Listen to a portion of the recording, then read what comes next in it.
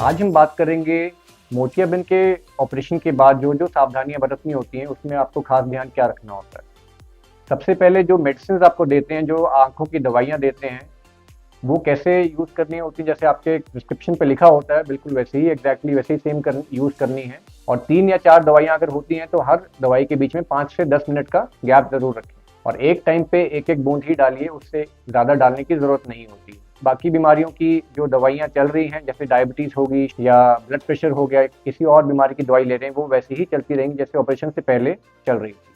और सबसे ज़्यादा ध्यान देने वाली ज़रूरत ये होती है कि आंखों को पानी से, डस्ट से, धुएं से बचा के रखना होता है 1 महीने के लिए। जो आपको काला चश्मा या प्रोटेक्टिव गॉगल्स जो दिए जाते हैं ऑपरेशन के बाद, वो 1 महीने तक लगा के रखने होते हैं।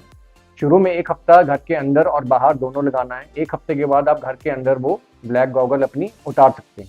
जो रूटीन का काम है वो 1 हफ्ते के बाद अपना स्टार्ट कर सकते हैं। जैसे रूटीन में किचन में काम करना हो या ड्राइविंग करनी हो, वो आप 1 हफ्ते के बाद शुरू कर सकते हैं। नहाने के लिए खास ध्यान रखना होता है कि शुरू में 1 हफ्ते के लिए आप गर्दन के नीचे नहाइए। सिर जो है धोना अवॉइड करिए 1 हफ्ते के लिए। मुंह आप गीले टॉवल के साथ साफ कर सकते हैं।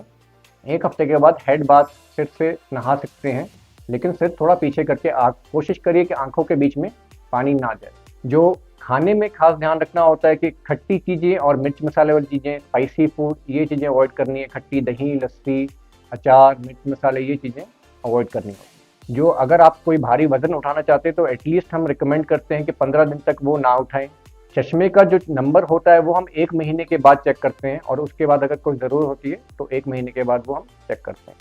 इस बीच अगर कोई इमरजेंसी में कोई दिक्कत आती है आपको आंखों में, जैसे लाली हो, दर्द हो या सूजन आ जाए, तो तुरंत डॉक्टर को दिखाना जरूरी है।